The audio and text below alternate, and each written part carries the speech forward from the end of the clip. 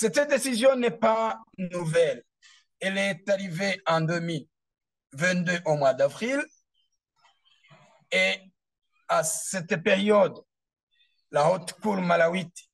a imposé aux autorités malawites de laisser la décision jusqu'à ce qu'on constate qu'elle est conforme à la loi. Aussi, en mai 2023, les autorités malawites ont renouvelé la décision et cette décision a laissé beaucoup de réfugiés, y inclut des enfants en prison avant de les emporter dans le cas de Zaleka. Alors, selon nos informations, le ministre malawite de l'Intérieur avait informé l'opinion tant nationale qu'internationale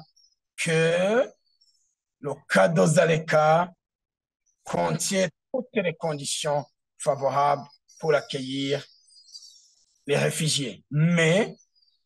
d'après nos informations, le cas de Zaleka a été éligé pour 12 000 réfugiés, mais maintenant, il contient 56 000 réfugiés. D'où alors, nous pensons en tant qu'organisation de protection et de plaidoirie pour les réfugiés qu'en plus de ces 56 000, on ne peut pas trouver place aux autres réfugiés. Surtout que ceux qui se trouvent dans les villes s'arrangent pour comment vivre. Et aussi, d'après l'information en provenance de la PAM, Programme mondial alimentaire, la situation humanitaire semble être précaire dans ce pays et surtout dans le cas des réfugiés parce que le cas le plus frappant est que sur 11 000 familles qui sont sous charge de PAM régulièrement, on a layé sur la liste 600 familles pour au moins essayer de faire vivre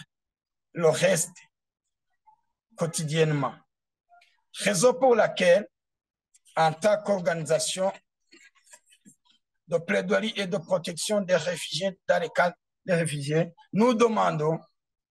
au gouvernement de Malawi de se ressaisir sur la décision prise qui est contre les principes des droits humains et aussi de protéger les biens et investissements des réfugiés pris en otage pour que demain ou après-demain, ces réfugiés trouvent les biens en état normal.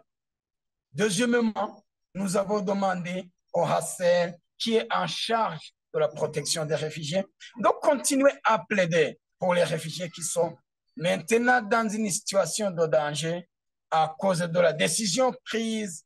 par le gouvernement malawite et aussi en violation des droits de l'homme. Troisièmement, nous avons demandé à la communauté internationale de suivre de près cette mauvaise décision qui est contre les droits humains et qui entraîne des violations graves même des droits des réfugiés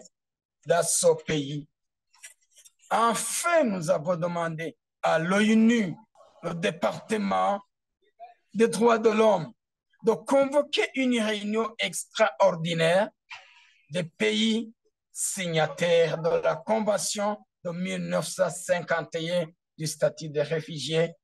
aussi qui se base sur des réserves pour violer les droits des réfugiés. Dans certains cas, nous avons constaté que beaucoup de pays qui le font se basent sur ces réserves.